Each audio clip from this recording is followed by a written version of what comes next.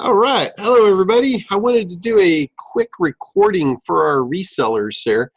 I've been getting a lot of questions lately about clientele dropping off and having difficulty replacing them and building that business back up. So if that's of interest to you, then you are in the right spot because that's what we're going to be talking about.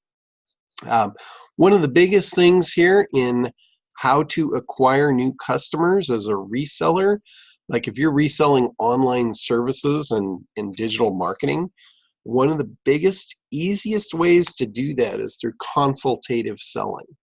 So what you're doing is you're having a conversation. You're not really going in trying to sell something. You're going in trying to collect information, and in the process of collecting the information, you're basically, by the questions that you ask, you're going to be creating problems. and you're not creating them, you're just exposing them. They already exist. So that's the cool thing. But that's the key to the whole thing with consultative selling, is to expose the problem. You know, they've all got problems, whether they know it or not, and that's generally the problem. They don't know it. So if they don't know it, if they're not feeling any pain, there's no reason for them to make a purchase. So for you to create that atmosphere where you know, in any kind of a marketing program, as you know, you have to create demand and desire. And somebody that is comfortable has no desire to do anything. You know, they're comfortable, they're fine just where they are. So your job as a consultative sales call is to bring to their attention that maybe they're not as comfortable as they think. So one of the first things that I do when I go into the process of trying to sell to a company, the first thing I'll do is I'll qualify them. Because if you don't qualify them, you could waste a lot of time, and then at the end of it, they aren't qualified, so they're not going to move forward. And what I mean by qualifying them is, do they have the understanding that they need to spend money to advertise? And do they have the money to spend? So the first way to do that, the easiest way, is just to ask them, you know, what is your overall ad budget? You know, what do you have allocated to spend on a monthly basis in advertising? What are you spending now? And if they're not spending any money, like if you're talking to a small local plumber and he's not spending any money on advertising, then if you get him to do that, he's going to be cutting his teeth on you. And it's going to be a very painful process because they don't understand, they don't get it. The other thing is the size of business. Like if you look at a local plumber, you know, the guy might be making 60 to 70 grand a year. You know, so if you ask him to come in and spend 500 a month, which isn't very much, that's going to be like 10% of his overall take. So that's going to hurt him. And he's not going to be very happy if he doesn't make a whole bunch of money back real quick. So that's what I mean by qualifying them. I like to, like the businesses I really like to work with the most are the ones that are in the $2 to $10 million in annual sales. If they've made it to $2 to $10 million, they've got a real business, and they didn't get there by accident. They probably have spent money on advertising to make that happen somewhere along the way. So they get the value of it. And they're probably spending money on it right now. So if you could find out, if you can get to a figure of how much they're spending, and then kind of dig into that, dig deeper, and figure out how that's allocated. What you're trying to do is you're just trying to get an understanding so you can consult them. Because a lot of times they'll be spending that money where they shouldn't be spending it. And if you can just make recommendations or shine a light on the fact that, hey, you can put it into terms like, it sounds like me that, or it sounds to me rather, that you've got a pretty good chunk of your budget going into something that's not bringing you very good returns. Now what you've done is you've just created that problem, or you've exposed it. They weren't thinking about it before, but now they are. So that's where you become really valuable. When you can become the person that is going to give them information that's going to make them more money, you all of a sudden become very friendly to them. They warm up to you very quickly. So that's kind of the baseline of the very front end of it. And it has to do with asking a lot of questions. So it's good if, like if you can create a sheet with all these questions, and, I'm pretty much going to talk about them here. So you could, re-listen to this and just jot those down. I've already covered, quite a number of them in the budget allocation part. What's your overall budget? That would be, like a beginning question. And then you can kind of break that down. You can say, of that budget, how much of that is spent on online advertising? Because a lot of these guys will still be spending money on offline advertising. Believe it or not, I still talk to people today that spend money on the freaking yellow pages. It's crazy. I mean, that is a dead beast, and they're expensive. So, I talk to people that are spending a ton of money putting into directory listings. They continue to pay for directory listings. That's a one-time fee. There's companies out there that are just ripping them off. So if you can take and you can reallocate that budget, the money they're already spending, you're not asking them to spend any more money. You're just asking them to spend the money that they're already spending more wisely to make them more money. That's a good thing. They're going to see that as a very positive thing. So you're educating them and you're bringing them value, and you're becoming a good resource for them. So ask them, how much is offline, how much is online, and kind of dig in, get to the nitty-gritty of where all that money is going, and then look at it from the perspective of the knowledge that you know, and does it make sense? Because to them it might, because they don't know. To you it might not, because you do know. If they're spending money on directory listings month after month, that's a ripoff. You can say, hey, that money, you could just stop and pocket that. If you did nothing else, just put it in your pocket and have some more, more play cash. Make that recommendation to them. The next thing, after you've figured out the allocation, you've probably got it in your mind now how you can move some of that around, how you can shift some of that into recommendations that you might make a little further down the conversation. So it's really important to know that. It's really important to get that understanding of how much money do we have on the table that we can play with. So that's a really good way to start. And then the next thing I would do now you're going to kind of refocus the conversation into their online marketing. Once you've identified the offline, I don't think too many of us really offer much offline marketing services. So you want to shift gears to the online. We know maybe there's some of that offline that could be reallocated to online, but that's just what we want to know there.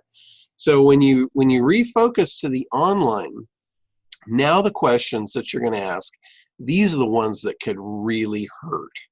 These are help you, but hurt them. It's going to expose big problems. And the first thing, this is the number one thing that will make a company successful in their online marketing, is building a mailing list and effectively communicating with it. I cannot tell you how many websites I look at that are not doing that. Those sites are destined to fail. Advertising is going to be incredibly expensive for them. If they're running ads and they're not collecting the email addresses or retargeting or doing something to follow up with those prospects that they paid for, they've got money bleeding out. I mean, they are literally bleeding. They've got buckets with big holes in them, and they're never going to be able to fill them up. So that's a really important question to ask them, because if that's the case, you don't really want to do SEO for them. You don't want to do pay-per-click for them, because you'll never make them any money and they'll never be happy. So you've got to identify the problems, and by telling them that, you're going to gain their trust.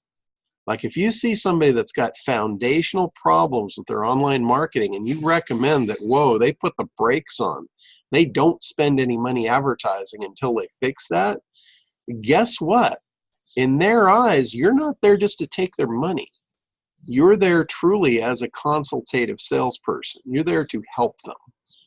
And that's what they value.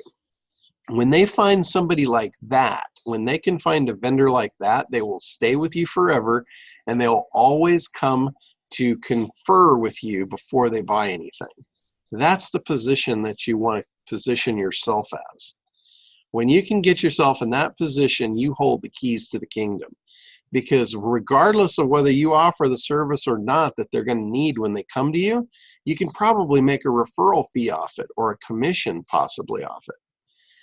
So it's really important that you become that person for them. You want to become their go-to guy. And you do that by displaying your skills. You do that by helping them, not by giving them a sales presentation. That's the last thing you want to do, because they've already seen that. They get approached with that every day. So come in to be helpful. Come in to ask questions and let them kind of discover their own problem. Because when you ask them questions and you pose it like that, like you say, do you have an opt-in system, or are you doing retargeting so you can follow up with the prospects that you're paying for? You know, it costs money to get people to your site. And if you're not following up with them, or you don't have a mechanism in place to effectively capture their email to follow up and continue the conversation, you're really bleeding money. When you pose the question that way, it's a statement, but it is a question. You know, you say, do you have this? And then you explain why it's important. Then all of a sudden now you've exposed some pain, because they probably don't.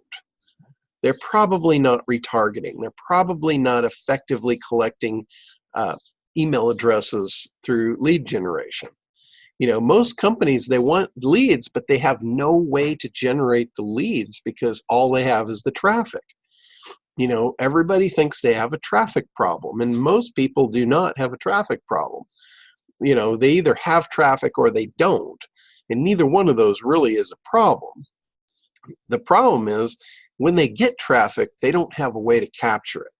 They don't have a way to take that traffic and generate the traffic into leads, and then generate the leads into customers, which that's your next question. If they do have an opt-in, let's say they've got an opt-in on the site. The next question is, do you have a follow-up marketing sequence to take that and nurture that prospect and convert that into a paying customer on autopilot? Boy, most people don't have that. And that sounds really appealing. And when you hear that and you realize you don't have it, you've just exposed another big problem. These are all problems that you can solve. You know, this is all Kartra stuff. If nothing else, you could sell them Kartra and make the 40% commission on it month after month after month. Because once people get into Kartra, they'll probably never leave that. It's like an autoresponder. You know, once you get your autoresponder in place, that becomes an integral part of your business. You know, you don't just stop that. That's your mailing list. That's your customer list. You know, so that's something you want to do. You want to try and make those connections where they last forever. You know, when you can refer products that a company will use over and over and over forever, and you make a commission on it, those are really great things to have, because that's, you know, everybody calls that mailbox money, and it's kind of like the Holy Grail. It's really easy to do. If you find the right products and you connect those products to the right people, it's no longer Holy Grail, it's a reality, and it's easy. It's easy to do that. So that's one of the things. And then, you know, after those two questions, the next question, now you're getting close to traffic. We've done a lot here and we haven't even got to traffic yet. You know, the conversation is not yet to traffic. The conversation is making sure that they're doing things that make sense, making sure that their foundation is right before you get into trying to recommend what you offer. Does that make sense? That's really, really important. And when you talk to somebody in that way, you don't come across as a salesperson. You come across as a very savvy professional that could help them. That's who they want to work with. They don't want to work with a sales guy. They want to work with a savvy professional that knows what they need, knows what they want, and can give it to them. And that's exactly how you'll come across when you position yourself this way.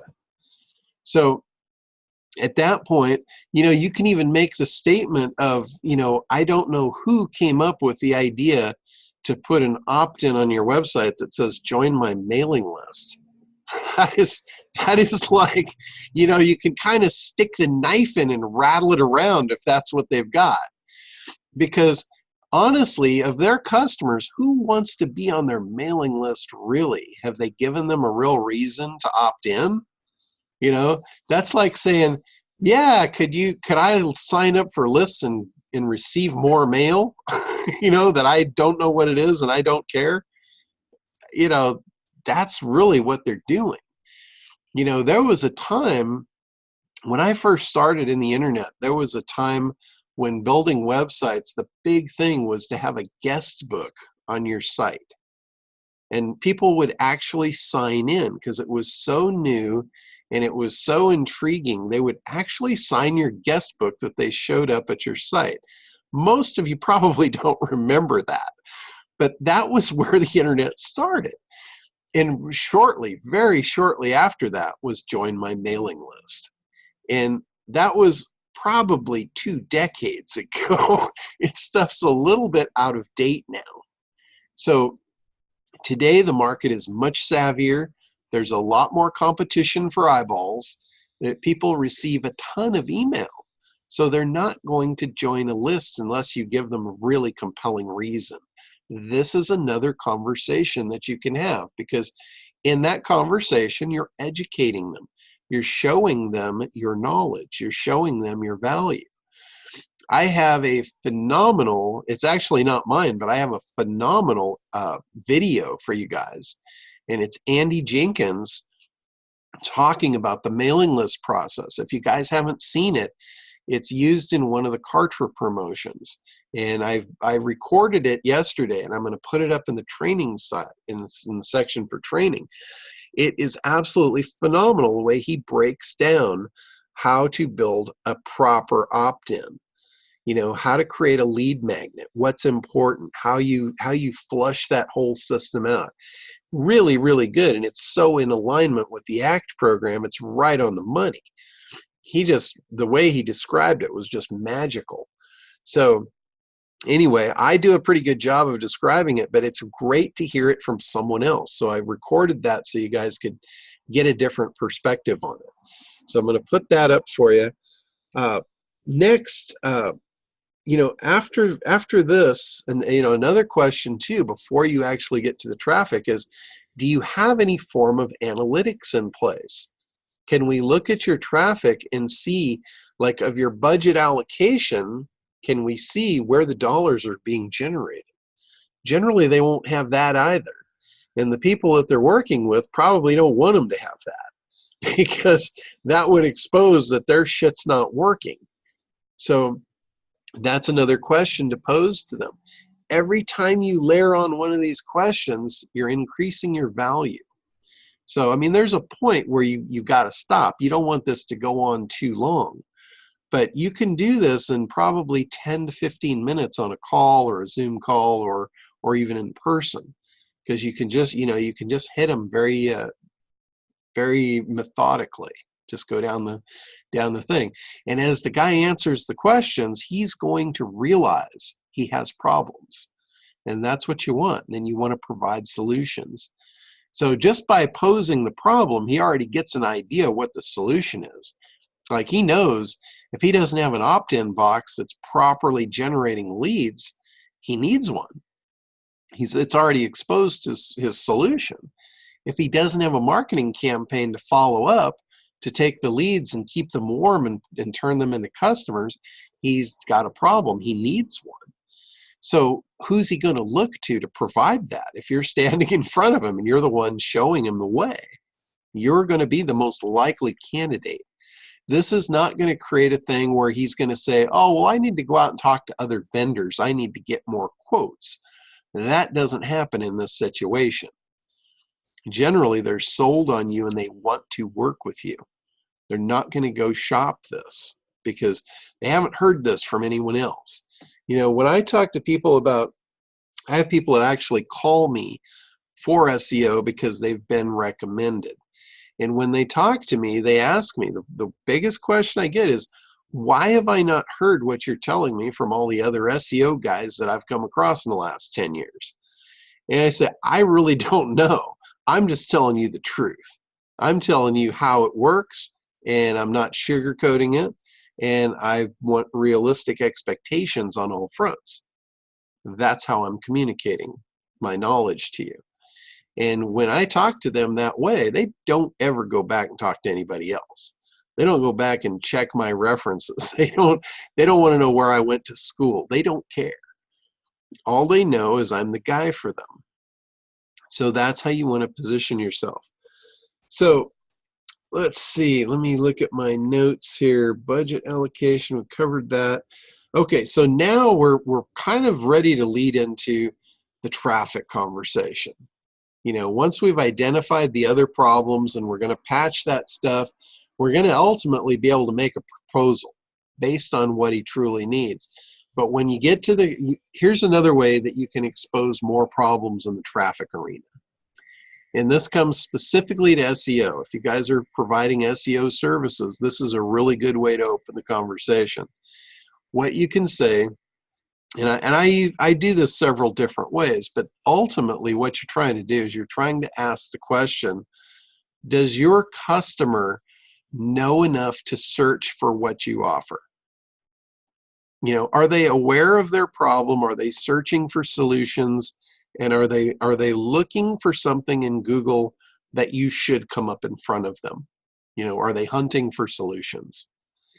And that's kind of the question.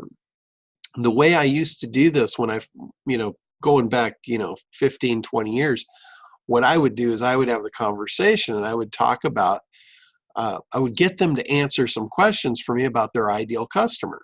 I would say, who's your most profitable customer?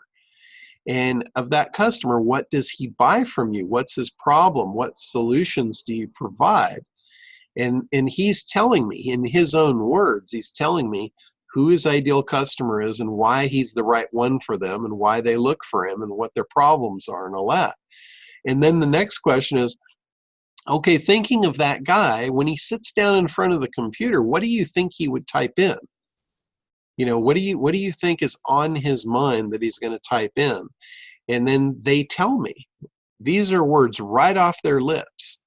And I say, okay, well, let's do a little experiment. And I have them do it. I say, why don't you pull up Google and just type that in and let's see what happens. And now they know this is their customer doing this. And this is exactly the process that their customer is going to see. And holy shit, they're not there.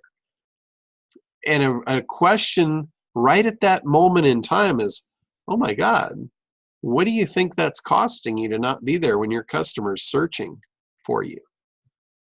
Now it's not a matter of how much does this cost, it's what's it costing them.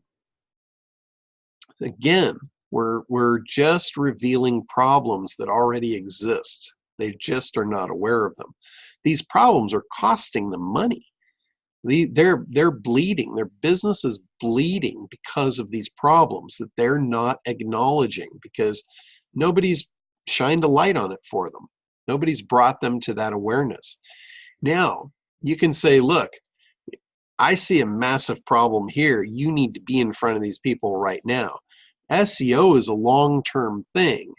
If you provide SEO services and you push your service back to promote something that's going to help them faster and quicker, what's that say about you? You're not just a salesperson. You're truly there to help. You're a professional.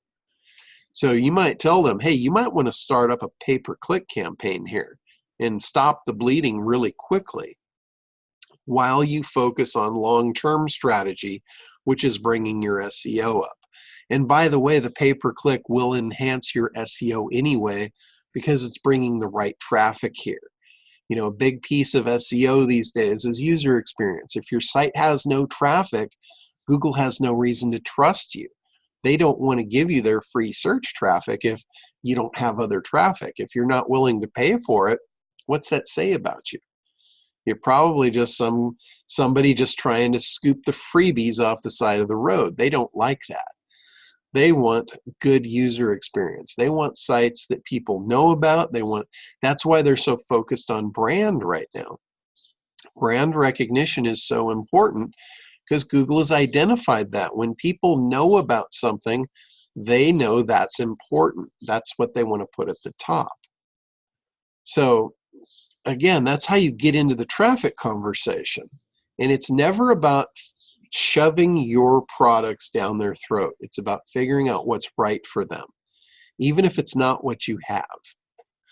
Believe me, they're going to come around and they're going to buy all kinds of stuff from you down the road. You know, if you come across too hungry and you've only got one thing, and it's like the old saying, if all you've got is a hammer, everything starts to look like a nail. You don't want to be in that.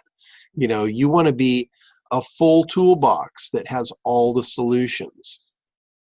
So that's really the right way to do this. That way, whether you do pay-per-click or not, you can outsource that stuff. There's a lot of guys out there that can do pay-per-click programs for you if you don't know how to do it or you don't want to do it.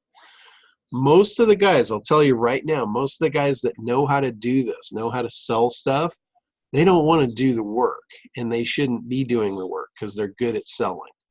When you're good at selling, that's where your money is. If you're not good at selling and you're good at doing the SEO, then you need to find a good salesperson, because that's the way it works. You've got to have those front-end sales, and if you're good at that, you should be focused on that. You can outsource all the rest. If you're good at sales and you're not making sales and you're focused on doing stuff you don't like, you're not going to make very much money. You're not going to be very successful in the end. So your effort should be in where the most money is that you can generate. And it's typically not in doing the work. In any business, most of the money in any company is made in the sales department, not in the fulfillment. That's just the truth. That's the honest truth about business. The money is in the sales. Doesn't matter how good the product is. If the product's not moving, money's not moving through the company. So that's why salespeople are the highest paid people on the planet. They really are. They always have been. They provide the most value for any company, because without sales, the company dies. Doesn't matter what company it is. Doesn't matter if you're at home sitting behind your desk, your company will die without sales. So, and that's where a lot of our resellers are. They're not making sales. They're focused on all kinds of other things, and they're not focused on what's going to really move them forward, which is generating income. If you can't generate income, then business is not for you. You should probably let someone else focus on that and take a position, a paid position as a job, which I don't really like that word. I just, that doesn't fit into my whole psyche. I don't get it. But anyway, if that is the case, then that's probably right for you. But I'm hoping that it's not. And, for all of you guys out there, all of my resellers, you guys have the bug, you have the freedom bug, and that's what it's all about. And sales is what moves it all forward. So if you can figure out how to do this stuff, that is the way to go. Tom, yeah, you can ask a question. Sure, come on out. You can unmute. Am I unmuted? Am I good? Yep, I can hear you. Good. How you doing, John? Awesome. How you doing out there? You look like you're on quite an international adventure there for a while, huh? I was. Those pictures are from your backyard, I understand, most of those in the pool. Yeah. No, I was actually out in Bora Bora for a while. I saw. It was magnificent. I was envious at that point. That was an awesome trip, I'll tell you what. Great. Yeah, I do have a question, but to your point, man, John, I can't tell you what you're saying today rings so true. I was getting like a tear in my eye and pains in my chest. I mean, I see car dealerships spending 50, 70, 100 grand a month, and their follow-up sequences stink. They're horrible. They're just, and you know, so the idea of a little person, if you could go in there and just, you know, because I always sold that way. I said, what are you going to do for me? I said, I really have no idea. I don't know anything about you yet, you know, but it works. So that consultative approach, you know, just having conversations, just it's worked.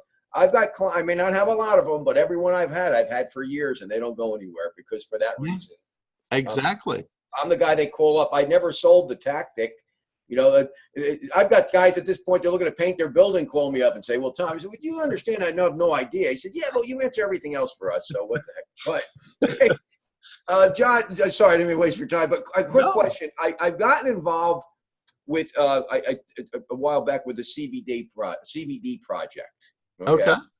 We're able to, and I think you and I spoke about this, and we're going to prove or disprove that we're able to acquire names and email addresses of people searching for CBD. So that's the holy grail right there, I guess, you know. Okay. That will prove if it's real or not. The question is, if you had a list of people that were searching, let's say, for a certain widget, at that point, would you still put them through a opt-in for a free report type of thing, or would you try to drive them to the sale if you know they're searching for that particular? So searching for CBD oil, I know your name, your email address, and physical address. We're going to now start an email sequence for you. We're going to drive you to a page. Should we drive you to a page to get you to opt in, or should we go right for the kill? Well, regardless of where they're at, because if you look at the training, I've got the thing called Pyramid of Awareness. Okay. The higher they are in the pyramid, the closer they are to a buying decision. Okay. If they're at the very top of the pyramid, that's going to dictate what their search term is. I got you. Like if they're running a search term of, you know, where's the cheapest CBD oil to buy, they probably have their credit card in their hand. They're ready to buy. I understand. So buyer intent would be, if we start chunking this down to, well, CBD oil might be a little broad, but if we could say, you know, like you say, if we could start chunking it down to that, but then we'd have to set up, because you'd hate to throw this data away. We're getting thousands and thousands, hundreds of thousands of CBD interested people. We haven't segmented them yet, but we're good. That's a great, we have to go circle back to do that. So yeah, I would always really force them through the process though. I would very rarely would I send somebody right to a sales page unless they were already on my list and I already knew they were in the top of the pyramid. Okay. So now would a company like Kartra, would they allow us to run CBD products?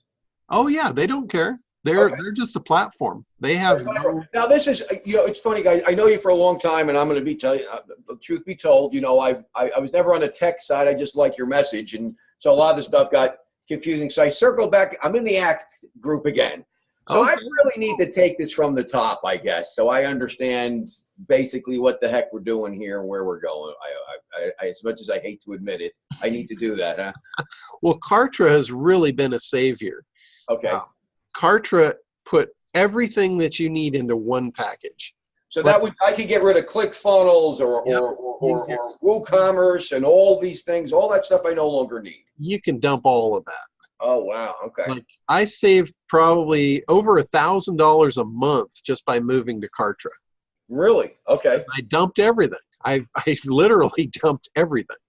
Okay, well that's good. That right there. I'm glad I got on this call today because I have a little bit of a tiger by the tail. We've already provided vendors, and and it looks like we have lead lists. And okay, great. Now I don't know. It's it's the reverse of our conversation today. I already have. It seems like I have the customers and everything. I don't know how to sell it to them yet, but that's where we are. So this act with going through the steps and the analysis, because basically even moving forward, I should have all these steps in place, I would imagine. Yeah, what ACT is, the ACT program, it's an ACT marketing protocol. And ACT stands for analysis, creation, and then traffic. And that's the process that ad agencies use. Okay. And I've broken it down, and anyone I've ever seen that is successful in business follows that protocol. Okay. They always focus on their customers first, and then they create the messaging for it. So in like if you've followed Dan Kennedy at all, Oh, yeah, very much so. Very successful. He uses the ACT program. He just calls it something different. Okay. But he says it's market message media. Right. And in ACT, the market is the analysis piece. The message is the creation piece, and the media is the traffic piece. So it's literally the same thing. Actually, I have that on my wall here from one of his quotes. It's up here someplace. Yeah, it's exactly what ACT is. It's nothing new. He didn't make that up. I didn't make it up. It's been in play for hundreds of years. I've followed back, and I've broken down all of the processes, each little step, each little micro step. And some of the stuff goes back to Benjamin Franklin, like how to eliminate objections. He came up with a formula for how to eliminate any objection.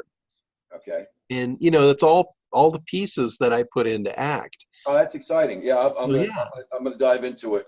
So, like, for example, the Andy Jenkins mail piece would be somewhere in the ACT, the ACT login under, like I see, analysis, create traffic, support calls, and resources, I guess. Yeah, I'm going to actually put the video I was talking about, I'm going to put it into the creation portion. And, right there where we're talking about lead magnets, and because it's a great video. He breaks down what the best lead magnet is and how to create it. And it's phenomenal. So what do you think? Yeah, I'm looking at it's about a good 15, 20 minutes worth of videos here through all the steps, I guess, huh? That was a joke. That was a joke. Each video is broken down into little short pieces. Oh, cool. None of my videos by the end of the year. I'll be done by the end of the year. No, I love it. It's good stuff. You could go through all of my videos in a day. Oh, cool. Okay. Easy. All right. In fact, I had a guy just a couple months ago. He went through the program, and most people go through and they'll take a few weeks and then they start asking questions. This guy blew through the program in one day. The next day he had Cartridge set up and he was giving me landing pages to look at. I'm like, holy shit. So you can do this stuff quick if you dedicate. Okay. Well, by next time we're on a call, I'm going to have some significant questions, so I won't take up much more. Hey, John, would you mind are you familiar with Carbonite? I guess you would be, backup systems. Kind of. My question was, if I have computer A with Carbonite, okay, then I have now computer. If I tell you guys would all laugh at me. Anybody listening to this call, I'm not very technical. I'm sitting here with 3 towers and 2 screens, and I want to throw them all out the window. So I have a new computer. I brought Carbonite over to the new computer, but I didn't download all their stuff. If you bring a CloudWar over to a new computer, but you're only bringing over from your other computer just certain desktop files, Carbonite goes and takes a look at your computer and screens it and takes a snapshot, correct? And puts that in the cloud, I guess. It gives a backup of your computer, from my understanding. Okay. Yeah, I think it's more for restoration than file storage. Okay, but no, I understand, but it's restoration, but it still takes a snapshot of computer A. Everything I have on there is on computer A. Yeah. Now, computer B, I may have 50% of what was on computer A, but it's the same Carbonite account. Now, when Carbonite or any backup, when it takes a new snapshot of my new computer, will it purge the old stuff or still keep the old stuff? Does that make sense? Yeah, I think it will ask you what you want to do in those cases. Got you. Okay, because I'm having chest pains. I'm afraid to press buttons and turn on new computers. But all right, well, I'm excited. And Kartra is the way to go, huh? Kartra is absolutely the way to go. And Kartra is a great thing for you to recommend to your customers. Okay. If they don't have a way to grab email addresses and, in a whole back-end marketing system, you'll see when you go through the ACT program, Kartra is definitely the way to go. But now this Kartra is the platform, but, I found out, and I could be wrong, but I'm telling you, and pretty sophisticated companies, in the end, they all, how do I explain it? In other words, people come to you and say, all right, here's the plan. You want to, you want to go to the gym and you want to die. You want to get to a certain weight for a wedding, whatever the case. Well, this is what you have to do. You have to diet, you have to exercise, and they all come back and say, well, I don't want to do that. Don't you have a magic pill? So have you ever found yourself using Kartra as a platform to do a done for you? Like if I had a business, most of them are going to sit and do these landing pages and copy and they're not going to do any of this stuff. Yeah, well, one of the cool things about Kartra is it's got done-for-you campaigns built right into it. Campaigns too, okay. Yeah, full-blown marketing campaigns. They don't happen to have a CBD campaign in there, do they? They might. They might have one in there for you. All right, good. No, I'd like to get all my clients on it. That's right. Cool. Yeah, all right. Thank you, John. You're very welcome. All right, so back to our consultation here. One of the questions that you want to ask too is in direct regard to SEO. This is a big one. You want to say, do you have a company now that's doing SEO for you, or are you doing it yourself? Because basically that's going to uncover, if they've got somebody doing it, it's going to allude to another question of how well is it working? How long have you been doing it? How much is it costing you? And how well is it working?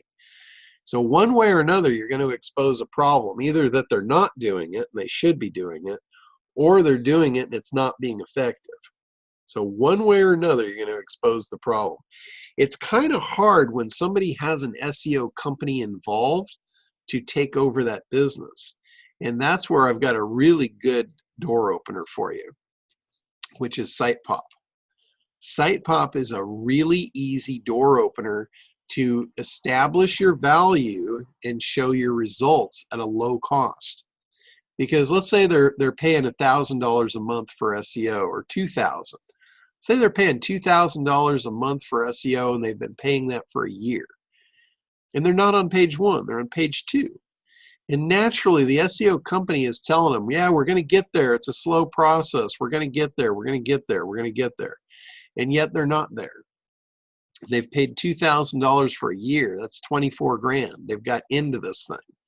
They're not going to abandon it. And they're probably not going to jump ship to a new SEO provider because they're afraid they're going to lose their investment. So they're stuck. They're locked in. So a really easy way is, hey, I have something that you could add on top of what you're already doing. You can keep everything else as is. Just put this on top and it will boost your SEO and it'll get those keywords onto page 1 for you. Let me show you my value. And here's how it works. What it does, it's giving you a piece that your current SEO provider is not providing. They're doing link building and they're doing content creation, more than likely, because that's what SEO has always been based on.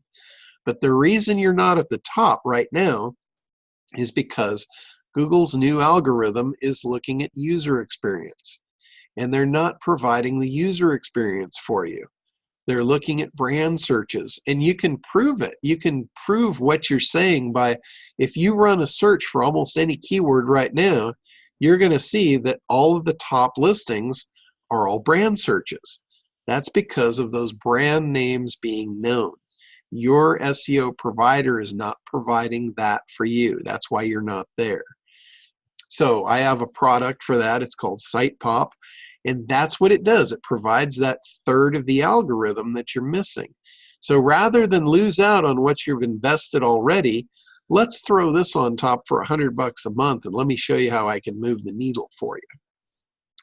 Once you do that, they're going to come back to you and they're probably going to say, well, how much for you to just do the whole SEO program? That's how you get that SEO business.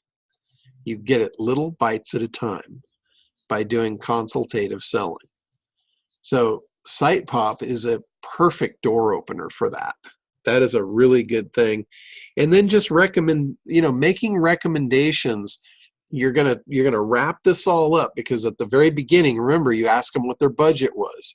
You've got a good idea of how much money's on the table.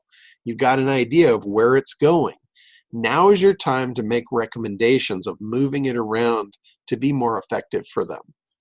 If they've got money going into social media stuff that is not generating sales, most social media, there's a lot of people out there selling social media services right now, and all they're doing is they're posting out to the current customers. That's not social media advertising. All that is just talking to the same people over and over that have probably already bought or are never going to buy. If you haven't moved those people into your marketing system, they're probably not going to move in. So social media advertising is just that. It's not social media posting. That's just playtime. So if they're spending money in that arena, you want to recommend that they move that money into paid advertising. grabbing people outside of their network and bringing in new fresh blood to generate leads and drive new sales.